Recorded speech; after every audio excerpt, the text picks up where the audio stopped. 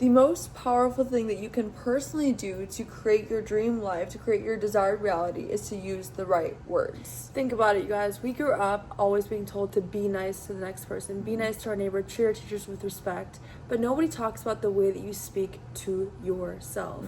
Self-confidence in actually speaking the way that you want to see your day go is going to change everything, and we are here from experience. Yeah. Even the days that I wake up in the morning and I say, it is going to be a great day. It's not even that like this woo-woo thing is happening. Oh, the day's shifting around and good things are going to happen. I'm, although I believe in manifestation to that point, I believe I'm priming my brain to look out for great things. I have preset my brain to have an attitude of gratitude, to have an attitude of, wow, today is going to be a great day, because then I start thinking about the things I'm grateful for. I start thinking about the opportunities that I would maybe on another day just look past. You are programming your mind to see the world the way that you choose to see it by your words. Yeah. It's just like if I said right now, find something orange. Right away, my brain just picked out 4 different orange things that I actually didn't even notice before. Right. It's the same thing with words. If you start your day and you say, today I'm going to find abundance, love, happiness, joy, peace, your mind is going to find opportunities that give you that feeling because you are outwardly seeking it. So visualization is also a great technique, but today we're going to talk about words. And the Bible talks about the power of life and death are in the power of your tongue. I have to share a story. Yeah. So I've been really taking this onto a whole new level, this whole speaking the words. The Bible really emphasized this so much. And I was like, I'm going to give it a try. More than ever this week, I am going to pray bold prayers, big prayers, abundant prayers. And I was saying these things like, well, I always do say, God, if it isn't your will, can you please? I ask God. I'm not the type of person that's like, I'm going to have this, and this, because I'm not my own genie. I surrender everything to God. But I was saying out loud these big prayers, specifically about my business, specifically about money, financial freedom.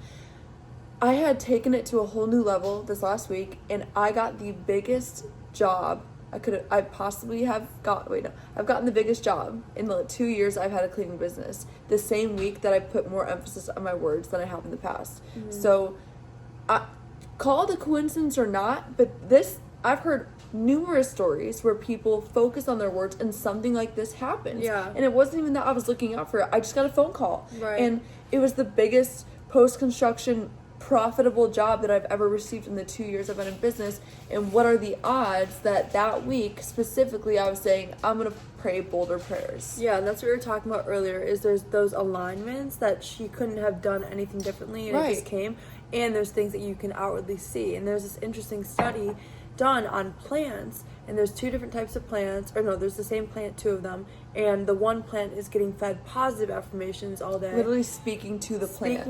Like, you have to actually talk to your plants. I don't know if anyone knew this. I just found this out. It's insane. And then the other plant was getting, you're so ugly, God, you're such a loser, all these negative affirmations. That plant died remarkably faster than the one with... Guys, if a plant is dying, think about a human being. Our words carry power, frequency, vibration, like energy, literally positive or negative vibrations. So to think that our words don't carry something, I mean, it is, and that's the most simple thing you can do, even if you don't feel it, although you kind of have to link feeling to the words to really create that boom, because someone can stand there, I'm a millionaire, and still feel like a dead, broke person inside. You need to combine the 2, but it's a start. If you trick yourself, I'm a millionaire, and that's why there's like a bunch of studies done of, if you're sad, just smile, like literally just smile, and you trick your brain. Like, there's so many hacks that lead you to this life of prosperity and goodness, and it all starts with you. And we're not here to preach the prosperity gospel, but we are saying that your words do have impact, and your words can change a situation around, and your brain doesn't understand that what you're saying is true or not. So if you're walking around saying, I'm so ugly, I'm so this, your brain's saying, oh, I'm so ugly, I'm going to start viewing myself as ugly, I'm going to start having more negative thoughts that are already coming from this one dominant thought. So you have to be careful about how you speak to yourself, how you speak to anybody. You can't be going around saying these thoughts. Everyone has thoughts. Everyone has negative thoughts. Stop verbalizing them out loud, okay? We are all going to have self-conscious thoughts. We're all going to have thoughts about the world and judgmental thoughts. Stop it, because I believe that what goes around comes around. And if you are speaking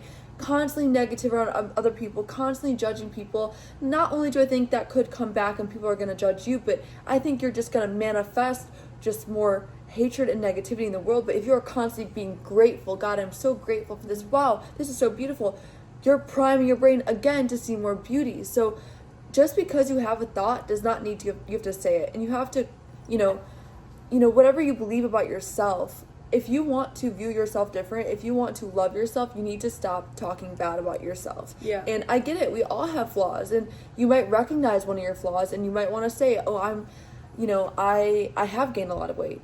But don't walk around saying I'm fat. No, say I'm gonna fix this. Like, if you keep calling yourself fat, there's no change there. You're not progressing anywhere. You're just, sulking. Okay, no. If you recognize a flaw about yourself or something you don't like, stop just talking about it and do something about it. Yeah, so I have 2 thoughts about that. The people that are saying I'm so fat and I'm so ugly, something can happen. They can get a pimple, and they're going to take that pimple and affirm the ugliness. See, I am so ugly. Look at all this acne. But they're outwardly seeking ways to make themselves less attractive. So say you are someone that is trying to lose weight. You see yourself as overweight. Okay, sure, you can think, okay, I'm a little overweight. Don't say it. But instead, this is where the whole... If you just look in the mirror and say, I'm a fit person, right, you're not going to believe that, because in the mirror, yes, you see that you need to lose a lot of weight, which is why it is so important to say, I am becoming a woman that works out and takes care of her body. And so that I am statement is priming your brain to take action today instead of, I'm going to lose the weight. Going to? No, today is now. If you're going to do something, you're never going to do it. So I am becoming. That way, when you are looking in the mirror and you're not liking what you see, it doesn't matter, because you're becoming someone who goes to the gym. Yeah. You're becoming someone that eats healthy. So when you go into your kitchen and you want to make a different decision, and you see the croissants or you see the grapes, well, now that you've been feeding this to your brain, oh, I'm becoming someone that takes care of themselves. Well, what would the person that's becoming them, what would the person do that's becoming healthier? They would choose the grape option. Right. So that way, every single day, every single circumstance, when you are faced with 2 decisions, you reflect back on that prime narrative that you set at the beginning of your day, and you think, oh, what would that business millionaire do? What would that entrepreneur, author, woman that I'm trying to become our next do? video should be visualization. 100%. Yeah. We'll do one right after this. But when you're priming and when you're taking those practices, a lot of like this, I hate to say spiritual community, but affirmations are a big thing. People listen to affirmation, they write them down. Now, that can work, but if you're just going about your day listening to affirmations, I am beautiful, and it's going in one ear out the other, nothing's gonna penetrate and actually stick. So I think that can be good, but you need to really feel the emotions. So something with your words, like words are so powerful. I used to really do walking meditations / I'm speaking, so it helps when I move. It just helps me process. So something that I'll sometimes do is I'll like walk the street or walk my yard and start like talking about the things that I want as if I already have it. That's a really good tool. Like you could be walking being like, wow, I just made $10,000 this month. This was so great. And it's delusional, yeah, but it primes your body to accept it. That was so cool. I just got this big job. I went to the gym 5 times this week. Like, you can create any reality you want in your head and speak about it. And what this does is it really gets you, you can really start to believe that is your reality. I've gotten into so many visualizations and meditations where I fully believed, like, I didn't want to come out of it, because then I'm going back to my reality, which I'm not, it's not my dream reality. I'm never going to have, there's obviously going to be issues in every single part of your life, but there are things that we're going to want. Yeah. Okay, sorry, I have something to say about this. So I absolutely love that. I love speaking what you want, but what I've realized is we're not actually craving that thing. Yes. We're craving the feeling that comes from it. Yes. So if you want to be a very fit person, or you want to have tens of millions of dollars, what you really want is confidence. And what you really want is security and freedom to live. Or whatever those words are for you. So whatever you want, take what you want. What would that give you in a feeling sense? That's what you want. So yes, as much as I think it's great to walk down the street, for me, I go, I'm living in Tampa, Florida, like I do my whole thing. Mm-hmm. But I think we should also normalize and encourage implementing, I am a confident, radiant light that attracts abundance and love. Like, take more so the feelings, and then It's great. see what God gives you with that feeling. Because It's great. here's the thing: yes, you might want tens of millions of dollars, but again, what you want is financial freedom. Right. I am financially free, and I am, whatever words, I am secure. Then that allows God to work through however He wants to still give you that feeling. That is so good. And, I think that's the best part about life, is evolving as a human being. Nothing exterior can really give us fulfillment, lasting fulfillment. So really the most fulfilling things that have come in my life is my own personal growth, my connections, my relationships, how I am in the world. So that's really, really great. And that's something that I've been kind of awakening to is, you know what? I actually, above all, want to just feel content. I just want to feel peaceful. Those are what I'm chasing more than the money or the followers like I used to in the past. Pause, though, because I think I know what you're also chasing.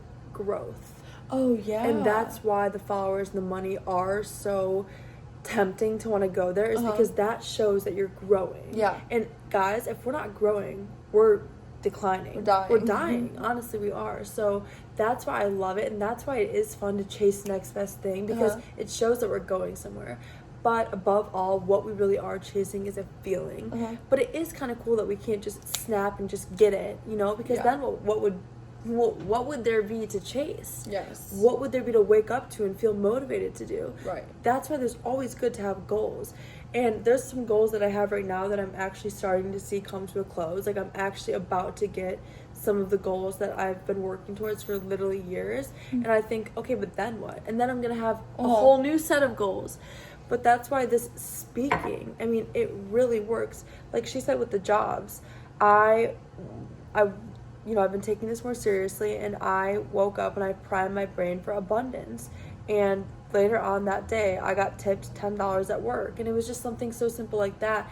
I don't get tipped at work. Like, that's not a thing on the plane. So it was just so cool to see that. And, not every day that I say, oh, I'm going to find money or I'm going to find abundance, I'm not going to get tipped every single day. But what I realized is I saw abundance in other things. So I tried it for the second day after I got tipped at $10. I was like, okay, God, let's try this again. I want to see an abundance of something. And I remember later on that day in San Francisco, I was on a walk, and I saw this ginormous tree of purple flowers. And it was an abundance of purple flowers. And I saw that even though it wasn't money, it gave me that same feeling of like, there's just more than enough of everything. Yeah. And I mean, seriously, like, if we go back to how God created, He created by speaking. So I think that we have to really hang on to that. If we are made in the image and likeness of God, the church overlooks this powerful tool. I know some of them preach on, the tongue, but Jesus has emphasized it over and over again, that your words have power.